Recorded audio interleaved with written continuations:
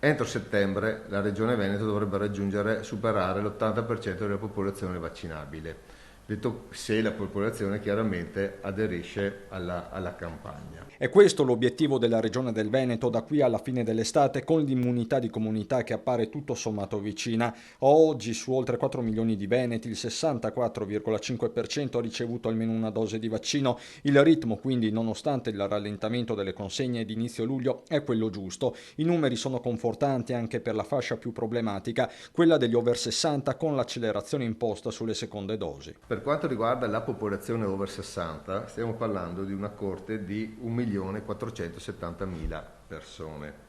Hanno avuto la prima dose 1.314.000 persone, quindi l'88% degli over 60, una percentuale importante. Le seconde dosi rimangono circa 200.000 ancora da effettuare, che verranno effettuate principalmente, il 75% di queste 200.000 dosi verranno effettuate da qui ai prossimi 15 giorni.